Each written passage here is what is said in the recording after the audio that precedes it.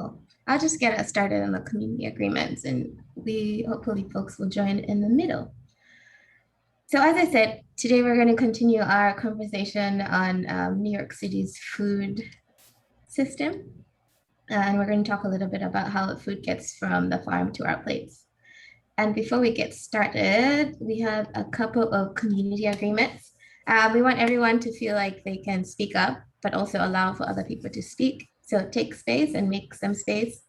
This is a brave space. We want you to feel free to share your thoughts and ideas and to be patient with other people when they share theirs as well. We want to be honest and as transparent as possible. We zero tolerance for any hate or discrimination or prejudice. Please be kind and mindful about the tone that you're using, especially online, and also be open to learning and growing. And then tech specifics, please keep your microphone muted unless you're speaking. This helps to reduce background noise and just helps folks to focus on the person that's talking. And if you are able to, unless you have some like previously communicated reason, please turn on your video. We just want to be able to interact with you. And the way that these lessons were designed was to be done in person. And so we want to try and mimic that as much as possible. So I'm going to give you all a chance. If you can hear me, please turn on your screen. Otherwise, we will assume that either you've stepped away from your screen or you are not paying attention. And I can't see my chat, so 1 second. If for some reason you can't turn on your screen, tell us in the chat, but if you could, that would be really great. Thank you. Feel free to use the chat if you have any questions, any thoughts. Respect the space. Please don't have anything in your background that might be inappropriate or distracting. And we are recording this meeting mostly for folks who aren't able to join. And also take care of yourself. If you need to step away and take a couple of breaths, please do.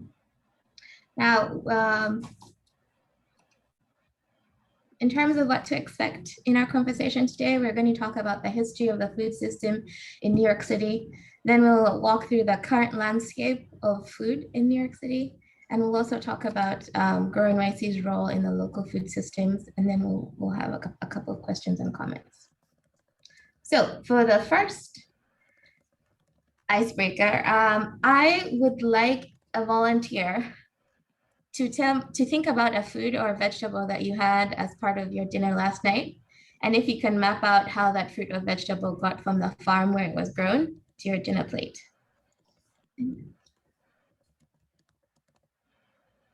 So anybody who would like to volunteer to tell us either about what you had last night or what you're eating right now, how that got from where it was being grown to your plate. I didn't eat dinner last night. Did you have lunch, Mariam? Yeah. What did you have for lunch? With the greens. It was what? I had Chipotle. Okay. What was in your Chipotle? I got rice and beans with chicken. Okay, let's talk about the beans. Where do you think your beans came from? I'm not sure. Do you think it grew on a farm or it came from a grocery store? I think maybe a grocery store. Okay.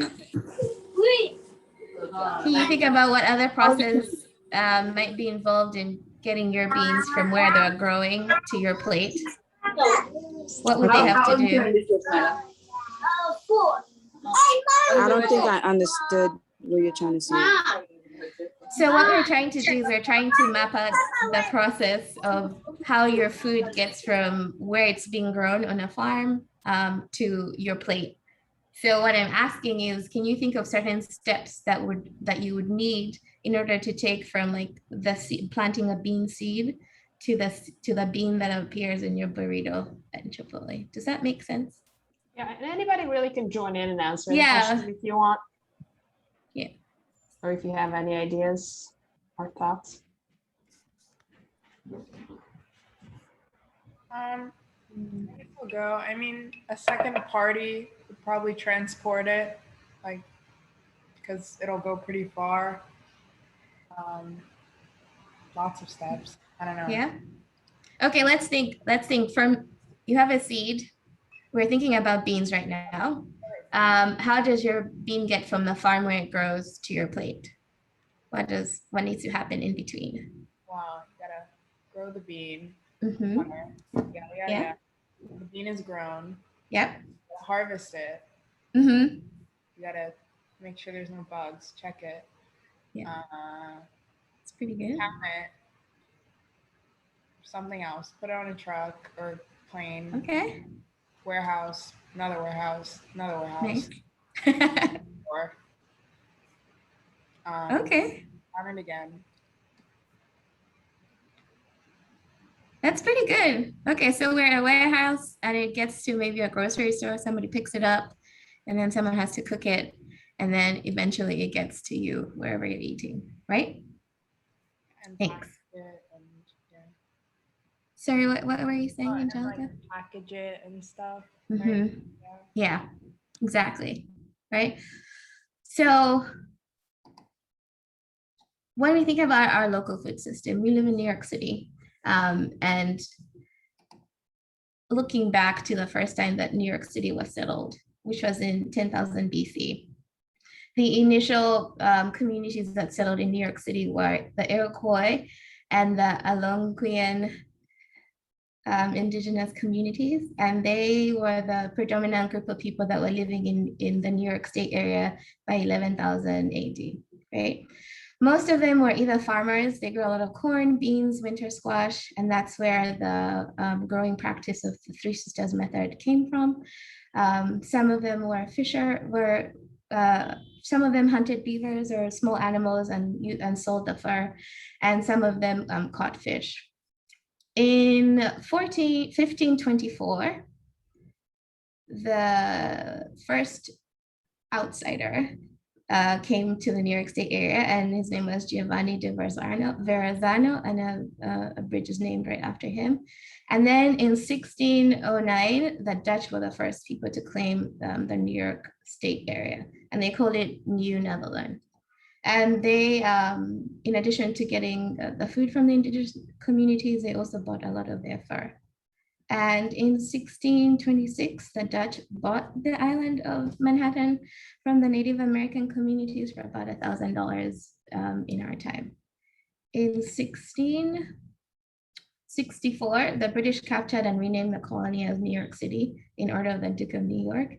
And by the 19th century, New York City was a main port and hub for a lot of immigrants coming from Eastern Europe, right?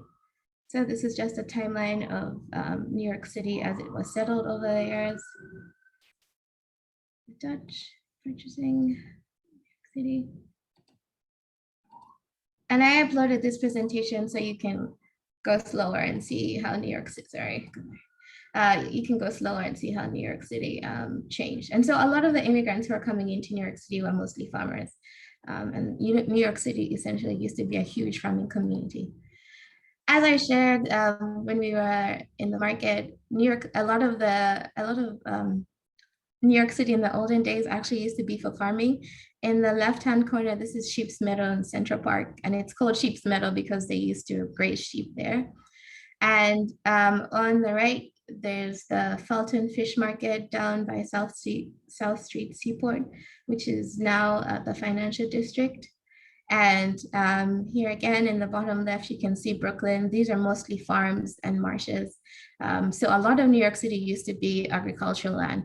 But as the city kept growing and as the country kept growing and we moved from smaller and mid-sized family farms to fewer and larger industrial farms, and you can see that in the graph, there was a huge decline in the number and the size of the number, but an increase in the size of farms in in the US. So as the city kept expanding, all of the agricultural all the agriculture moved from inside the city to outside in order to make space and room for both economic infrastructure as well as residential places, right? And as I was sharing about the financial district, no one exactly wanted to live next to a fishing community. And so that fishing community moved from down in the FIDI district all the way up to the Bronx. And in the 1980s, if you look in this graph where there's this like sharp decline, that was around, in the 1940s. That was around the Nixon era, and there was this like huge movement to increase the production of agriculture. And there's a famous state minister, I think, a minister of agriculture, who said, go big or go home. And so there was a decline in the family farms, and so most people started growing commodity crops like corn and cotton, things that they could sell for export and not stuff that we could eat. Right? Now, if you look at New York City right now, this is a map of all the different food systems all over New York City. It's a little bit old, but it's the only one that shows both the energy systems, the water systems, the food system, and the waste system. And you can see the green markets represent a lot of all these green dots if you see on the map. And up here in the Bronx, I don't know if y'all can see my my cursor, but up here in the Bronx, there's Hunts Point distribution area. A lot of the food that comes into New York City, whether it's in the bodega, whether it's in a restaurant, whether it's on the street corners, a lot of it comes through the Hunts Point distribution center in the Bronx. Statistics show it's about 19 billion pounds of food that's distributed through New York City So yeah, 19 billion pounds of food is distributed throughout New York City, and we have about 42,000 separate points of sale outlets like bodegas, restaurants, and different places, right? Hunts Point is the largest geographical hub for New York City. And we'll talk a little bit about Green Market as well. We have a Green Market co-warehouse right in the Bronx because we want to see the current food system changing. So if you look at where food in New York City is coming from, one would expect that a lot of our food is coming from international sources, but actually when you look at the statistics, so if you look at this graph, the blue indicates local or domestic sources, while the red indicates international sources. So you can see a lot of our food is actually coming from domestic sources, which is really great. But the more local you are, the better it is, because we are going to talk about it in the next slide. But this for me was very surprising. I actually thought a lot of our food in New York City was coming from abroad, but that is actually not the case. So when we talk about food system, like I was trying to get you all to chart the path of the beans from when it was grown to when it was being harvested. There are a bunch of different there are a bunch of different steps that you have to go through to get from growing your food to receiving it as a consumer, right? So usually in the food system or the food pathway, the beginning step is the food production, where you're growing and harvesting. And right now we're looking at a non-local food pathway. So imagine if these beans were coming from Peru, Mexico, or somewhere outside of the US, right? So first a farmer would grow and harvest them. And then depending on whether the processing is in the US or outside of the US, it would take a boat, a boat, a plane, or a truck. Sometimes it's stored before it's processed. Sometimes it's processed and then stored. And then it'll end up either at a wholesale or a retail vendor. And then somebody will market it. You'll go to the grocery store, or you'll be watching TV and there'll be an ad for beans telling you these are the best beans, you should buy them. And then you're finally convinced. And then you buy those beans, take them home, and either you dispose of whatever is left, or you might be able to recycle it. And then it goes back. If you're able to recycle, you reuse it, that process goes back into the production stage, right? Now, if you look at this pathway, there are a lot of different transport mechanisms, but there is also a lot of different steps, and it's very confusing and it's very complicated, right? The disadvantage of this, in addition to it being complicated and there being a middleman, meaning that the farmer who's growing and selling might not always get back as much as the people here in the end, who are the middle people. It also means that there's a lot of air pollution with all of these transportation mechanisms. And I'm wondering, does anyone have any ideas what could be a good solution to a non-local food system? Like instead of going through all of these pathways, what would be a good way to offset all of this? Ideas? Oh, Andrea, go ahead. Maybe just removing the middlemen and providing a direct connection between the farmers and the consumers. Exactly. Thank you so much. And so on our next, when you compare a local food pathway, you can see number one, it's less complicated. There's rarely a middle person, and the person who's growing, oh, sorry, I'll go back to it. And the person the farmer or the person growing the food ends up getting a lot more on the dollar than if it was a non-local food system.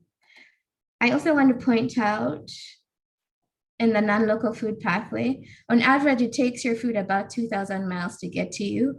And it's about weeks or months in between the days when your food is harvested and when it's sold. So by the time it gets to you, the quality is not as good as when it was first harvested, right?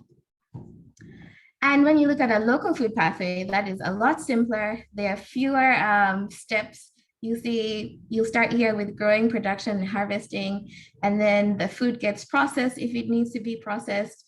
For example, if you think of a farmer's market or a farm stand, if you're harvesting carrots, all you need to do is maybe wash them, remove the dirt, and then you bundle them up, then you store them in a warehouse, like let's say at the Green Market Co warehouse, and then you take it to a farmer, you could either sell it to an aggregator like us who collects it and then sells it to other people, but you can also directly sell it to a farmer's market, a food co-op, buying club, or a CSA.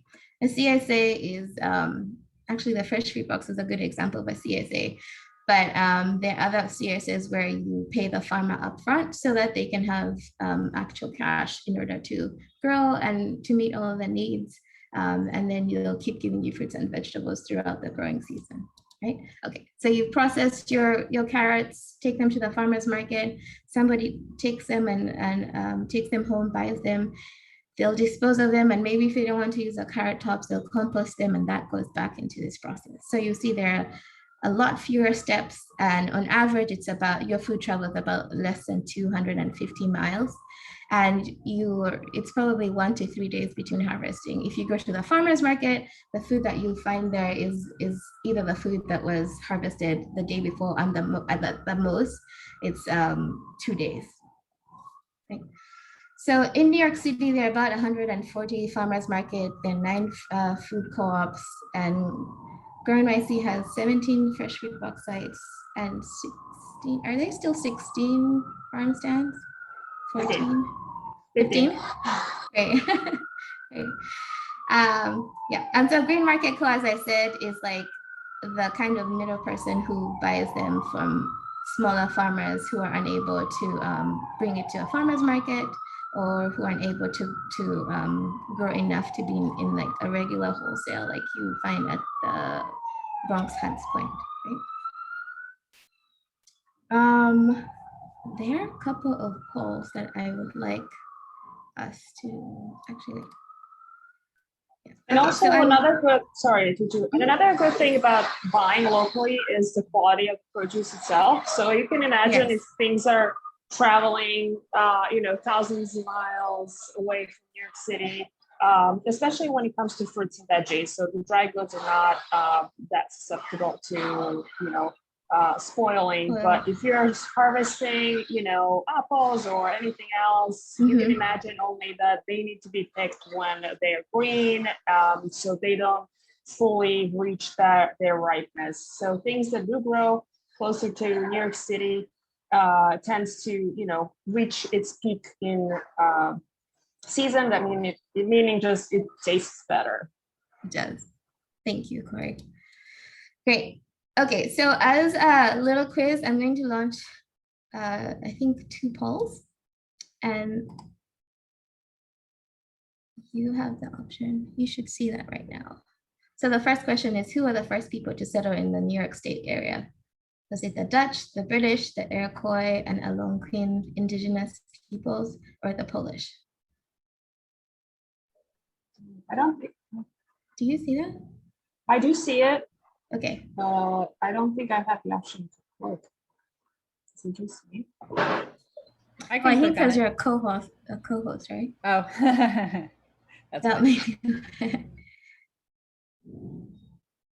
Are there folks who can't see it? I see 2 people have voted. Oh, actually more than 2. Great. And then the second question is, which New York City neighborhood used to be a thriving fishing community, fishing market? Okay, okay.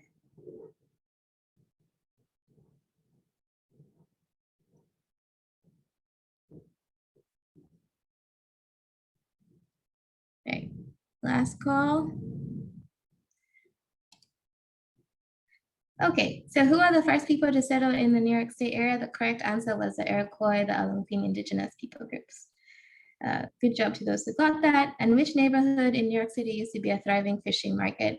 Yeah, correct answer is the financial district. A couple of Upper East Side and Upper West Side and Harlem. There was no fishing in any of those neighborhoods, but good job. The next poll is about what we just talked about. I'll launch it right now.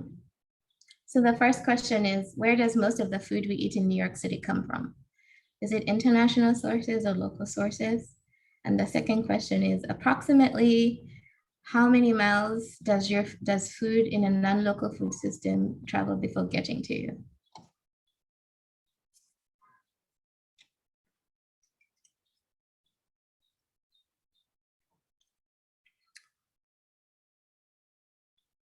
Shazai, I see you trying to join. I hope everything's okay.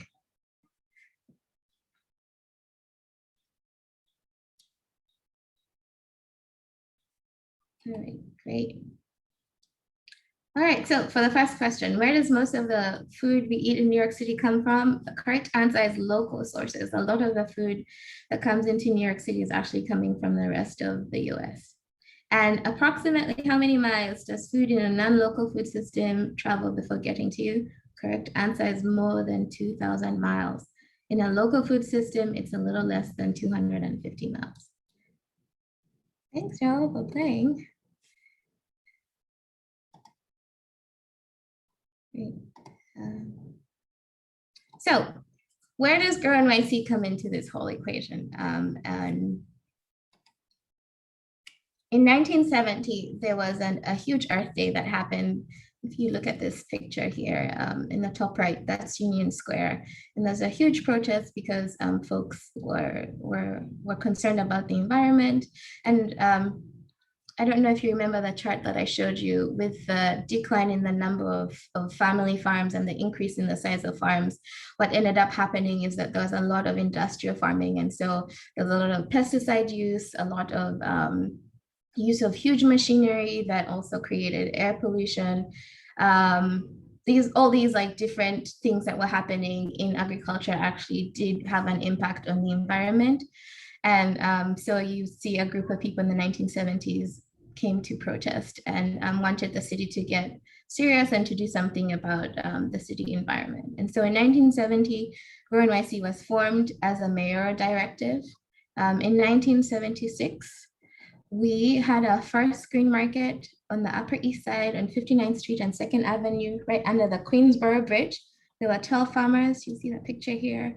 On the bottom right, there were 12 farmers who are selling under the backs of their trucks. You can see it was packed. There were people everywhere. And all of this was just an idea that we thought if we could connect the farmers who are living outside of the city to New Yorkers who are looking for fresh fruits and vegetables. Because as the city was growing, there was no more space for agriculture. And so the people who were actually growing their food were living far away from the people who were who could be customers, right? And a lot of farmers live right next to other farmers. So there wasn't any customer base for them. So what we created as an organization was a space for farmers and customers in the city to be able to meet, right? In 1976, the green market was moved from the 59th Street area to Union Square. We were asked by the city to try and reclaim that space. It was not a safe space, and they wanted to try and create a community around that area. So we started our organization, specifically the Food Access space in order to promote regional agriculture. We wanted to give every New Yorker access to the best, most delicious locally grown foods. And this is something that we still take seriously today. Because of that, you see, we try to make sure that every New Yorker, and we try as hard as possible. If you look at this map, you see we have as many food access sites as we are able to. We have at least one in every borough. We've got 2 farmers markets, even in Staten Island. We have over 200 family farms that are participating and involved in the green markets and the the farm stands and the fresh food boxes. We have 50 markets all over New York City. Half of them are seasonal, and right now it's the height of the season, so all of them are open. We've got 15 farm stands that operate, and if you look, the yellow apples are the farm stands, and you notice that a lot of the yellow apples are in spaces where we're not able to have farmers markets, which is also good access point for people in other communities that aren't as close to farmers markets. We've got fresh food box sites where people pick up a box that they order a week before. And remember, I was talking about how a lot of the food, both international and domestic, comes from Hunts Point in the Bronx. What we are trying to do is we're trying to offer an alternative to the current non-local food system. And so we have a warehouse all the way in the Bronx, close to the Hunts Point area, It is in Hunts Point. It's up further right now. We used to be in Hunts Point. We moved to a new location that's a temporary home until we rebuild this new hub that I think Tuti's going to talk about in a second. But we'll be back in Hunts Point, which is great because that's where the trucks are all going already. It's already part of the distribution route that truckers are used to, which is great. So what we're trying, sorry, go ahead, Corey. And I also want to mention, these are just markets and the food access places that Grow NYC runs. There's other organizations that also run farmers markets. So I think there's over like 200 farmers market, 140 farmers markets in the city. Great. So these are not mapped, of course. Yeah, and we're not the only ones doing this.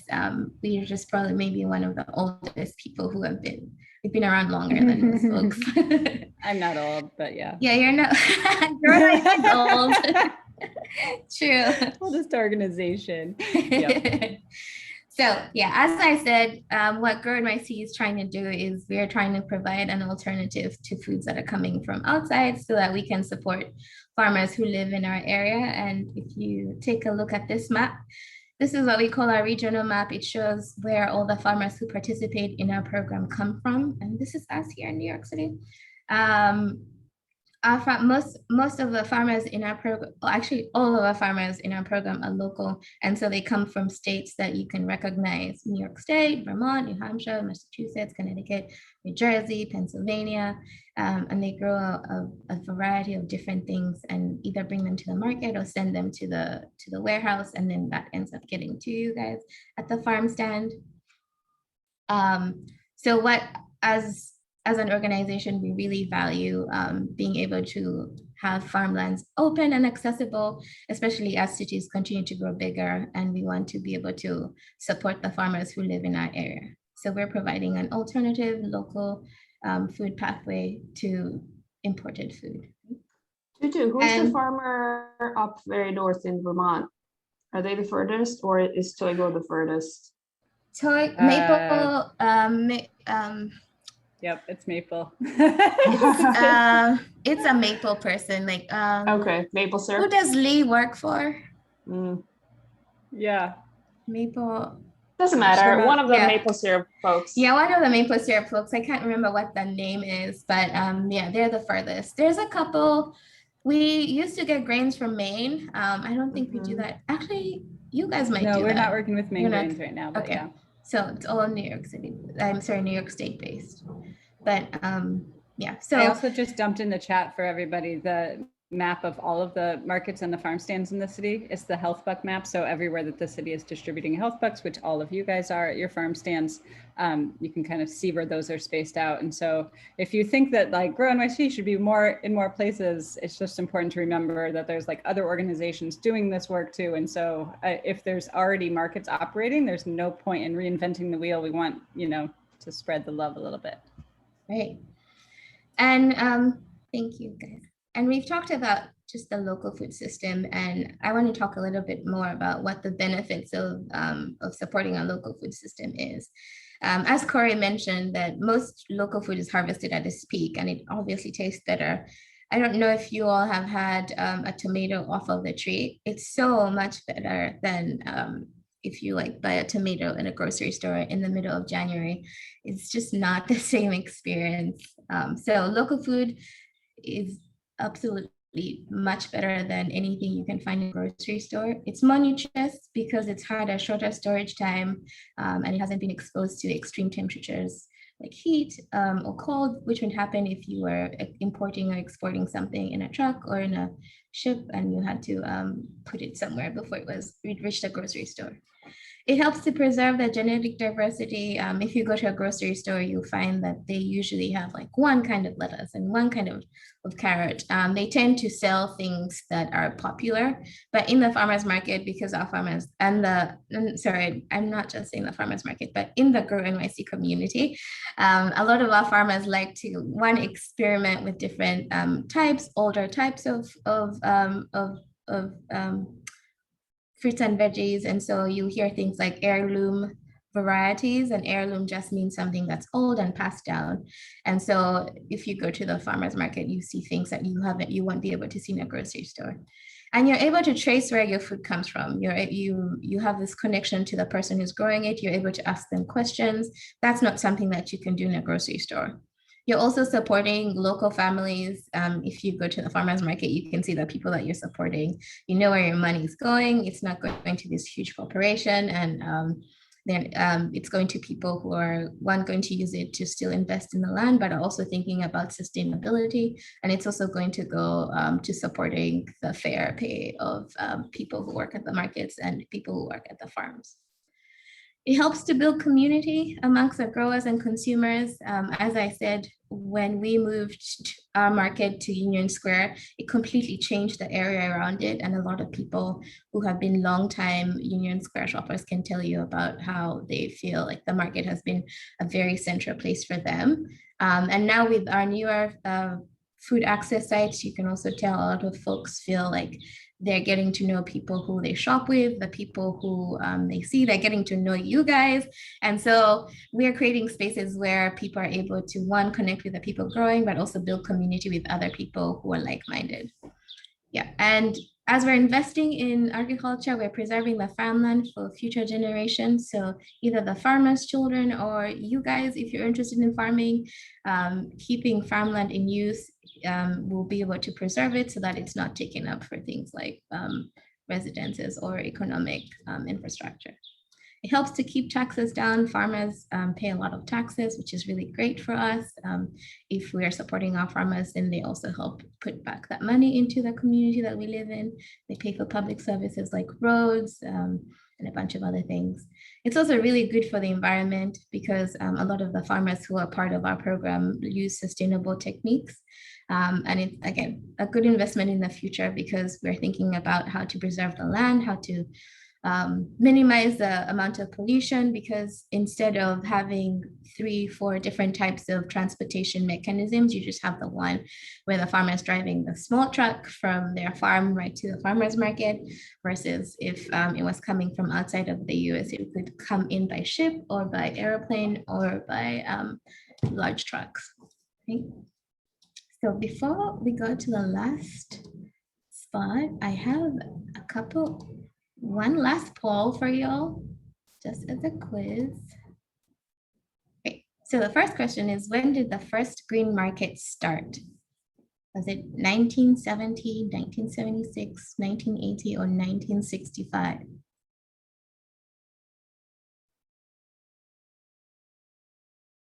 The second question is, how many farm stands does Grow NYC operate?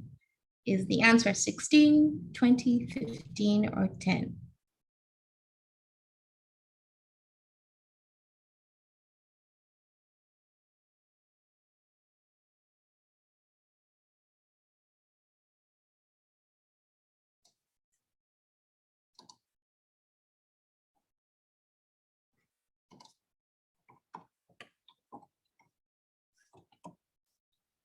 Okay, so I'll close it and.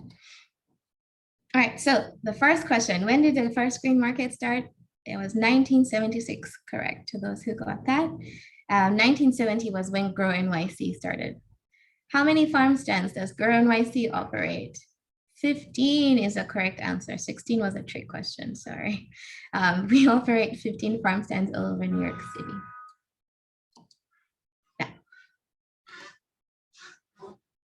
All right, so if you're thinking to yourself, how do I, what role and what part can I play in investing in a more sustainable food system? We've talked about how the non-local food system is not sustainable. It's not good for your environment. It doesn't actually support your local economic structure and doesn't support your local community. So what can you do as a community member to invest in a more sustainable food system? These are 3 things that I have thought of, and I'm also going to put it back to you guys if you have any thoughts. You can purchase food from local producers at a farmer's market, your CSA or a fresh food box, or you could go to a food co-op. You can start a garden right at home. Oh, show and tell. I don't know if y'all can see, I've got a peppermint plant growing over here. I recently harvested and made some peppermint syrup, but you can do that at home. You can grow your own garden and grow your own food. That would be even more local than, oh, I think Daryl, I'll get to you. Even more local than getting at a farmer's market. You can also be a knowledgeable consumer, read your food labels, pick foods that are coming from closer versus foods that are coming from far away. You can use your food choices to invest in a sustainable food system, right? So I'm going to stop sharing because I want to hear from you all. What are Darryl, do you want to go first? I see your hand. No, I have a question relating to how to give back to the community.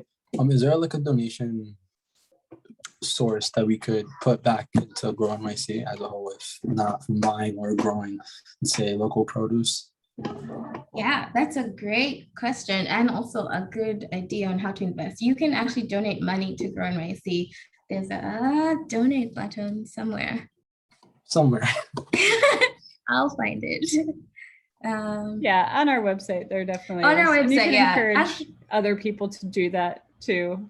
Yeah. But honestly, you guys working at these farm stands is huge. You're participating in your communities in this way, and you have the opportunity to relay a lot of the information that you are learning in these sessions. And so educating the community is a huge benefit, just to like influence the way that other people think about this as well, and how they think about their community and their economy and what they want to be investing into.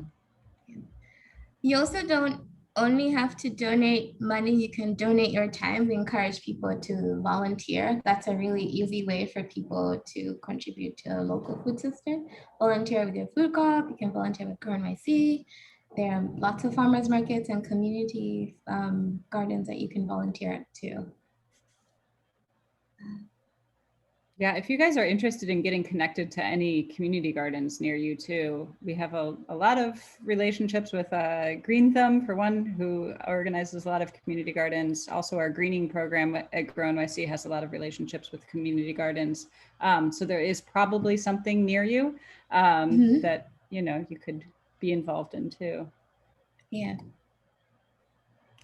I have a question for you all. Before you took part in the farm stand, is the food system something that you thought about? Is it something that you heard somewhere else? No, Darryl, no. All right, by show of hands, anybody who reads food labels? All right, there's some, okay, so good heads, right? Great. Yeah, our hope is that as you guys have interactions with the community members, that this is information that you can pass on. Usually folks, when they think about climate change or they think about what's happening in the environment, it's very easy to become overwhelmed. There's a lot going on. If anyone was outside yesterday, if you saw all that smoke, it can be a little scary, but I think we need to focus on like the things that we can do. And these are really great ways for somebody who has no information at all about the food system or the environment. This is a good way to like get them connected. So talking to people as they come up to you, someone walks up to you and complains about, why is this tomato so expensive? I went to the market and it's only 50. I went to the grocery store and it's like 50 cents. You guys are trying to cheat. This is a good place for you to talk to them about, actually, what we're trying to do is we're trying to invest in a local food system, and we're trying to invest in farmers who are smaller, compared to if you go to a grocery store, a lot of the farmers who are selling wholesale, and they're growing a lot more tomatoes. So if they sell a tomato at a loss, they're able to like take in that loss, but our farmers are small and mid-size, they have to sell it one at a higher price, and also depends on what the season is, right? And what you're buying. But if the price point is a little bit higher, it's because of all of these things, that they're investing in sustainable methods, they're paying their workers as fair as they can, and they're also just not big enough to take up to like swallow any costs. Any thoughts in this chat? Oh, Andrew, do you have a question? I have like I would like to share like my own experiences working in the Please field do. today. Yeah, I feel like it's actually pretty relevant to like this idea of like recognizing like our global like ecosystem and our food systems. And more so, I feel today I saw more of like the inequalities and the disparities in our food systems. So I worked at East Harlem at PS57. And I would have to say it was actually sorry, that's my neighborhood. I was excited. Oh, cool. I have to say it was actually like a pretty profound experience. Today, there was like a huge rush of customers, and it was kind of sparked by Anthony, who I think is like he distributes the health buck coupons. Yeah. And there was like a lot of, because of like there's such a big rush, and there's a lot kind of like miscommunications and things we could have done better on like the entire our entire like a system of people who like make sure like things can operate smoothly. But it was but what I saw from like today was that there's like because of, I guess, the miscommunications and the failures to get, and we didn't have enough food for the customers basically. And so there's obviously a lot of frustration, but I think what struck me the most was I think how fierce and not desperate, but how much there is a need for like proper nutrition and food. There's so much like this community and these people, they really want the food. Yeah. But and I was talking to Matthew, and the reason like he said some things that really like started like shifting the gears in my head. It's like, for example, like why is there such like a disproportionate amount of Asian and Hispanic people at these markets who are using EBT? Why is there like not so many like Caucasian of so much of the Caucasian population? Why are these people, immigrating from places like China or other places that are not America, to get access to food? Why is this happening? And it really like started to like turn the gears in my head, and maybe start thinking about like these like the inequalities and disparities in our system, and how like this is like it's definitely like so much bigger than all of us. Yeah. Well said. Thanks so much, Andrew.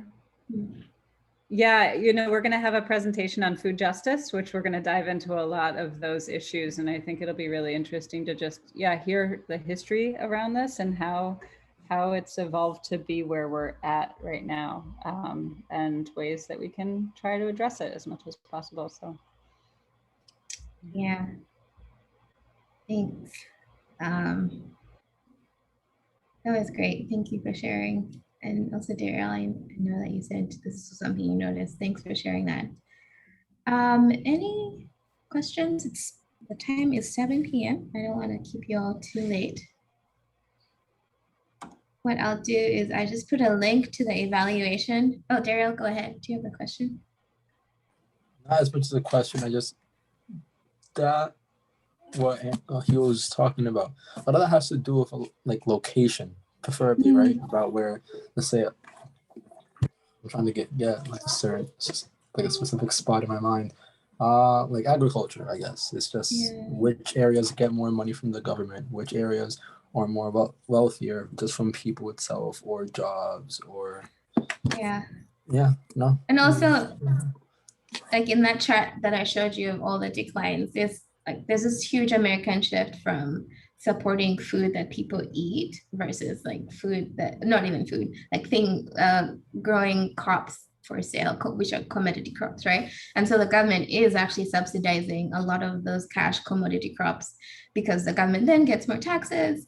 But then what ends up happening is that the price of food goes up because the farmers don't get as many subsidies and as many like government interventions as for like things that we're not eating. So it is part of our history that we've shifted the focus and we shifted where we're investing.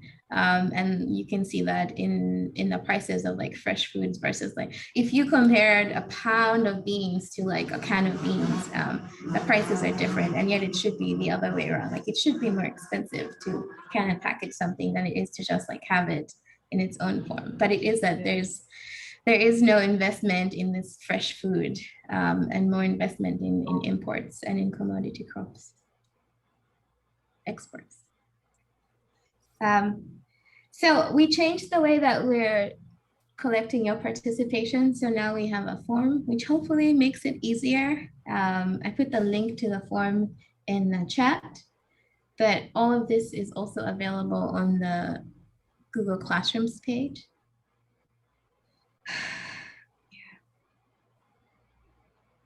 I know I have to remember, I don't want to leave you all on a sad.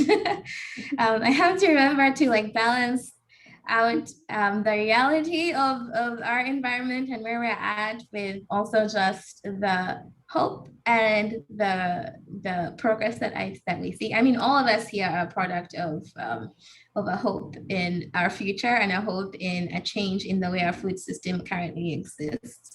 So I hope nobody walks away feeling like in despair that there's nothing we can do. But there is, I think we all have a role to play. We can do a little bit of, obviously, it would be much better if bigger corporations, industries did more. But I still think that it's important for us as people who live in the community and people who like live in where we live to also do a little bit. And you also play a big role in helping folks do their part. Corey, a lot of it is also related to marketing. So you can only imagine if we were to see, instead of McDonald's and all the fast food, eat more veggies or eat more healthier variety food, we would be in a much better place. But unfortunately, the reality is that, the big corporations have more money to sort of promote their own, I guess, way of life, put it that way. But just another thought. Okay, so if there are no other thoughts, I will leave you all to your evening. Thank you so much for participating. We will be back here next week on Tuesday, and I believe Phoebe will be here talking about resumes. Actually, hold on, let me make sure I'm giving you correct information. Yeah, and we'll make sure we have the correct link also. Yeah, sorry, that was I set up a recurring thing in the Zoom, and it like changed everything. But next week we will be talking about we'll be talking about resumes, why resumes matter, and so Phoebe will walk us through hopefully a very interactive process. And again, for those who are here and listening, please turn on your cameras next time. It was so great to see Angelica and Daryl and Andrew. Yeah. We want to see everybody else's faces. So if you can designate this time, find a quiet space, a place where you can turn your camera and participate. It's only just an hour. Actually, next week's might be an hour and a half, but that's the only one. Usually it's just an hour long, and then we'll leave you to get back to your evening. But thank you all for participating. Thanks all. Have a good night. Bye. Bye. Bye.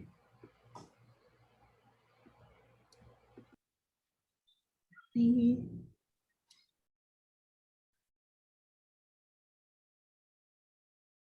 Oh, just, yeah.